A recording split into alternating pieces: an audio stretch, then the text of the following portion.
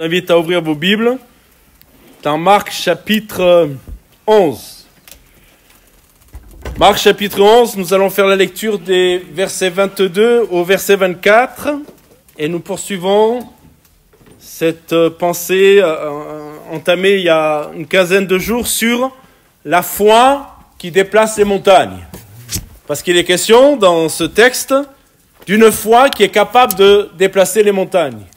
Bien sûr, il ne s'agit pas de montagnes irréelles, naturelles, mais le Seigneur parle de tous ces obstacles qui peuvent être en face de nous, toutes ces situations qui nous dépassent, ces montagnes que nous aimerions contourner mais que nous ne pouvons pas contourner, ces montagnes qu'il faut affronter.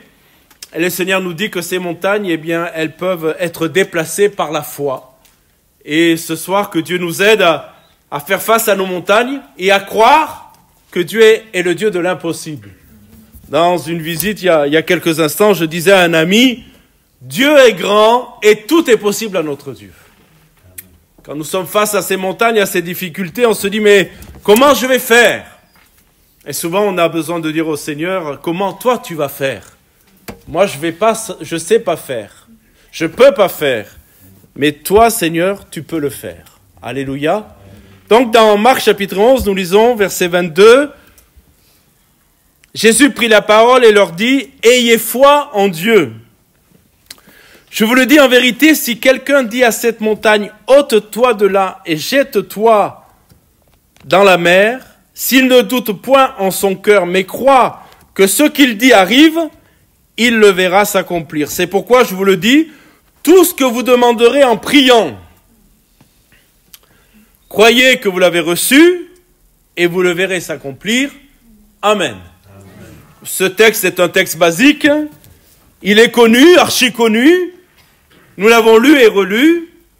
Mais il y a encore beaucoup de saveurs et beaucoup de choses à découvrir. Nous avons établi la dernière fois, je ne sais pas si vous vous souvenez, que notre foi devait être une foi en Dieu. C'est ce que Jésus dira. Ayez foi en Dieu. Ce concept peut sembler simpliste. Et comme je disais il y a une quinzaine de jours, si on est venu pour entendre ça, était-ce vraiment nécessaire? Bien sûr qu'il faut avoir la foi en Dieu, mais j'ai essayé de vous démontrer qu'il fallait peut-être corriger certaines choses, parce que parfois, on peut mettre notre foi dans notre foi. Et c'est ainsi que certains vont dire au Seigneur, augmente ma foi. Et vous vous souvenez ce qu'on a vu? Le Seigneur a dit, si vous avez la foi comme un grain de sénévé, ce qui compte, ce n'était pas la grandeur de la foi, mais la qualité de la foi. Et la foi en Dieu. Ce qui compte, c'est la foi en Dieu. On peut aussi mettre notre foi dans nos prières. Et voilà qu'on peut tomber dans quelque chose qui n'est pas du tout biblique. Penser que parce que je prie beaucoup, eh bien Dieu va m'exaucer. Si on prie beaucoup mais qu'on ne croit pas, on perd son temps. Il faut des fois moins prier, je veux dire, passer moins d'heures dans la prière, mais croire que ce qu'on demande au nom de Jésus, on le verra s'accomplir. Je rappelle toujours que l'une des plus courtes prières du Seigneur Jésus ne compte que 2 mots. Et 2 mots, parce que s'il en avait dit qu'un, tous les morts qui étaient dans la grotte avec Lazare seraient sortis. La prière de Jésus, c'est « Lazare, sors ». C'est un ordre. C'est plus qu'une prière, c'est un ordre qu'il donne. Mais vous voyez la puissance qu'il y a dans la parole de Jésus. S'il avait dit « Sors », tous les morts qui étaient là seraient sortis. Mais il a dit « J'ai sélectionné, c'est Lazare ». Donc vous voyez, on peut mettre notre foi dans nos prières, on peut mettre notre foi, eh bien, je dirais dans la Bible, dans le texte biblique. Je vais m'expliquer dans quelques instants parce que c'est le thème de ma prédication ce soir. Le thème de ma prédication, c'est la foi dans les promesses de Dieu. Avez-vous eu des promesses de la part des hommes et avez-vous eu ce terrible événement où les hommes qui vous ont fait la promesse n'ont pas tenu leur promesse? Si vous me dites non, c'est merveilleux, vous avez de super amis. Tout le monde n'a pas entendu. C'est très juste. Au moment des élections, disait le frère, on nous fait des promesses. Ah, mes amis, sans parler même de cela, des fois on a des amis qui sont proches de nous, qui nous font la promesse, puis la promesse, on l'attend. Peut-être aussi parce qu'ils n'ont pas la possibilité d'accomplir la promesse. C'est la grande différence avec notre Dieu. Quand Dieu fait une promesse, il la tient, non pas parce que il est seulement un Dieu de parole, mais parce qu'il a la capacité de tenir la promesse. Et ce soir, on va s'arrêter sur la foi dans les promesses de Dieu. La puissance de la parole de Dieu. Croyez-vous qu'il y a de la puissance dans la parole de Dieu? Dans Romains chapitre 4, lisons ce texte ensemble, très intéressant. Romains chapitre 4, verset 17.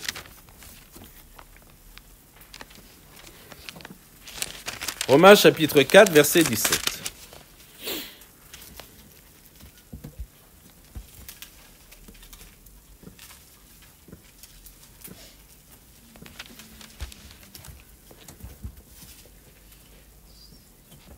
Je crois que je me suis trompé. Si, verset 17.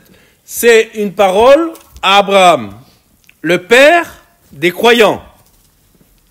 Je t'ai établi père d'un grand nombre de nations. Notez bien, d'un grand nombre de nations. Il est notre Père, celui auquel il a cru, Dieu qui donne la vie aux morts et qui appelle les choses qui ne sont point comme si elles étaient. Et ce que je veux que vous reteniez, entre autres, c'est Dieu appelle les choses qui n'existent pas, dit une autre version, comme si elles existaient. Vous savez tous que Dieu a créé toutes choses à partir de rien. De rien, Dieu a créé. Dieu a appelé à l'existence les choses qui n'existaient pas. Et dans le texte que nous venons de lire, il est question d'Abraham, le père de la foi, le père des croyants. Vous savez qu'Abraham a reçu une promesse de la part de Dieu. Dieu lui a dit, tu vas avoir un fils. Tu vas avoir un fils. Abraham était âgé de, le savez-vous, 99 ans. 99 ans. Il n'avait pas d'enfant. Il était âgé de 99 ans et Dieu lui dit, tu vas avoir un fils. Et il va même dire, j'y reviendrai tout à l'heure, de ce fils va naître des nations. La promesse, elle est jusqu'à nous, mes bien-aimés. Parce que nous faisons partie de la promesse que Dieu a faite à Abraham. Et à chaque fois que Abraham se présentait, il confessait sa foi. Savez-vous ce que veut dire Abraham avec le H? Parce qu'auparavant, il s'appelait Abram. Vous le vérifierez dans Genèse chapitre 17, verset 5. C'est Dieu qui a changé son nom.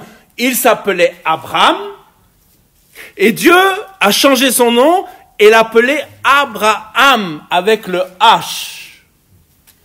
Abraham, sans le H, signifie père élevé, père noble.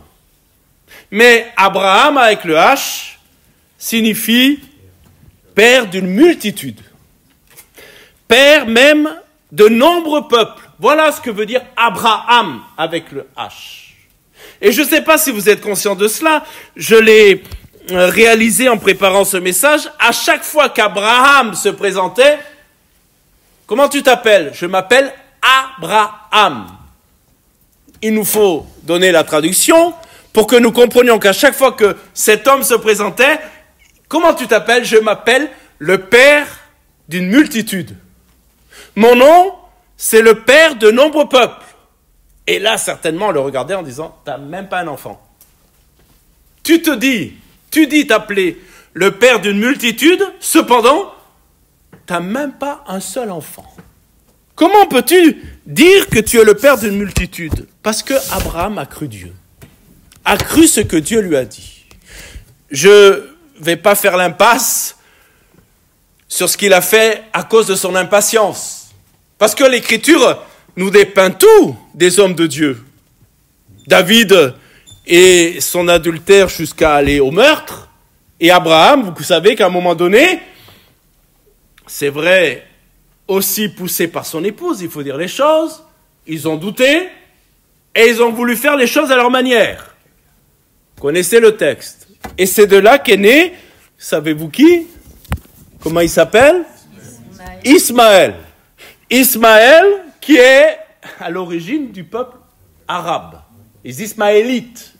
Et la guerre qu'on a aujourd'hui entre Isaac, le peuple juif, et les Ismaélites, les descendants d'Ismaël, le peuple arabe, cette guerre qu'on a aujourd'hui est la conséquence de l'impatience d'Abraham, avec le H, le père des multitudes.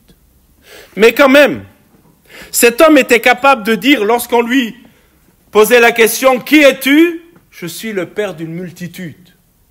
Dieu m'a demandé de regarder le ciel, vous connaissez le texte. Il m'a dit de compter les étoiles, et si j'étais capable de compter les étoiles, alors je serais capable de compter ma descendance. Et vous voyez, la foi qui déplace les montagnes, c'est la foi qui croit ce que Dieu dit. Alléluia. Dieu dit, je le crois. Maintenant, je dois faire prendre quelques précautions. Vous voyez, on a lu le texte, revenez dans Marc chapitre 11. Je voudrais parler de quelque chose de très important qui est en vogue dans certaines églises évangéliques et que Dieu nous garde de cela. C'est ce qu'on appelle, je ne sais pas si vous connaissez cette doctrine, la doctrine de la parole de la foi. Et c'est en vogue ça. C'est en vogue et c'est en train de contaminer l'église de Jésus-Christ dans les temps de la fin. C'est quoi la parole de la foi ? C'est ce que je dis doit se produire. Et il s'appuie sur le verset, Marc chapitre 11, vous avez verset 24, c'est pourquoi je vous dis, tout ce que vous demanderez en mon nom, croyez que vous l'avez reçu et vous le verrez s'accomplir. Donc, il y a des personnes qui ont cette théologie, il faut proclamer. Je ne sais pas si vous avez vu ces choses où je proclame la guérison. Excusez-moi, tu n'as rien à proclamer, si Dieu veut guérir, il guérit. Et ta parole à toi ne peut rien proclamer. Je corrige là parce que c'est en train de contaminer l'église de Jésus-Christ.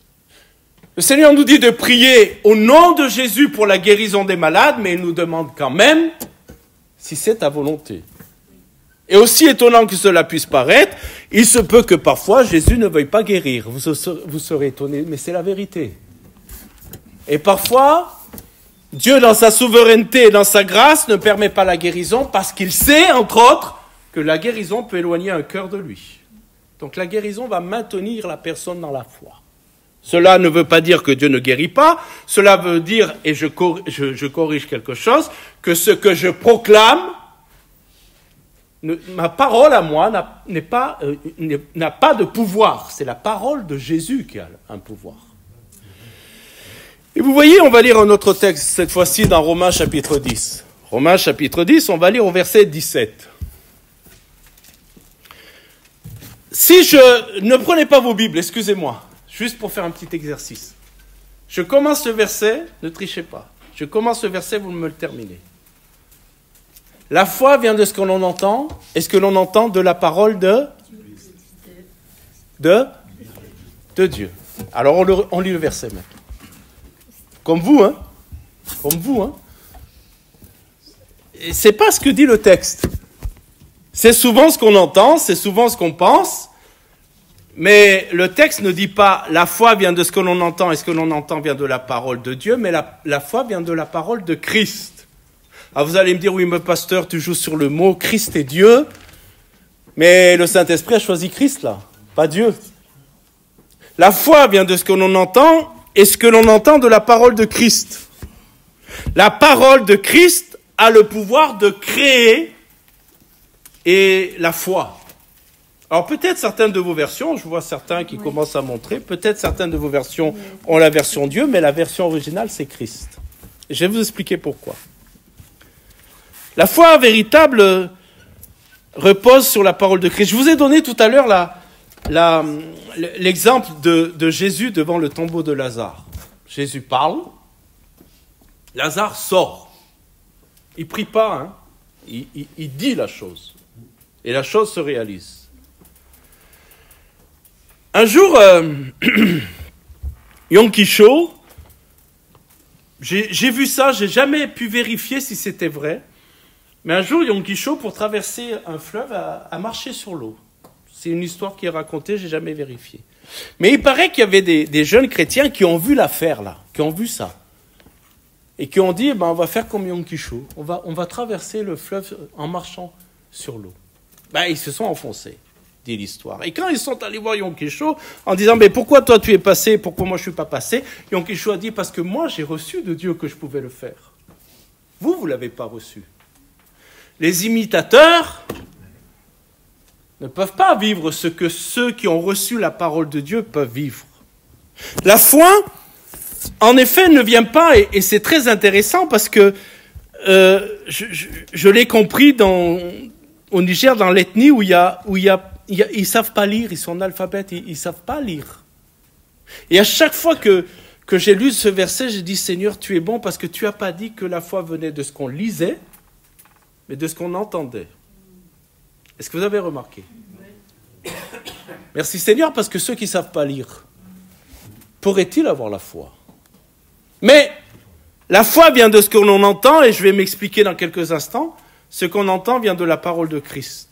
La foi ne vient pas uniquement de la lecture de la Bible. Alors, je ne suis pas en train de vous dire ne lisez pas la Bible, écoutez que la Bible, écoutez que des prédications, c'est pas ce que je dis, je vais m'expliquer. La foi vient de l'écoute attentive de Dieu.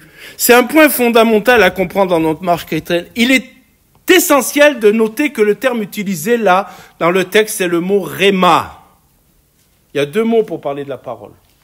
Le mot réma et le mot logos. Logos, c'est la parole générale. Le mot réma, c'est une parole que Dieu nous donne. Vous avez dû tous faire cette expérience de lire un passage, puis un jour, ça prend une valeur particulière. Oui ou non?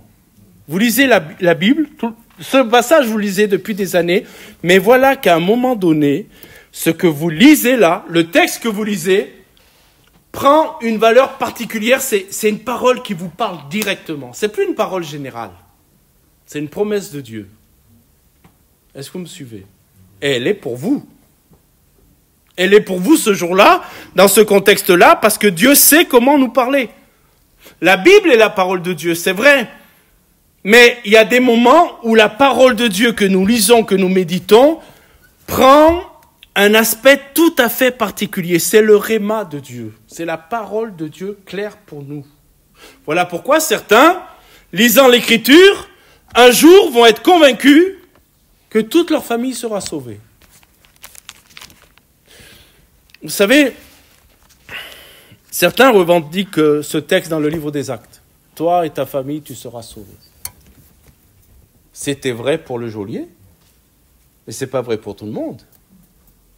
Pourquoi Paul a pu dire « Toi et ta famille, tu seras sauvés » ? Pour plusieurs raisons, deux raisons principalement.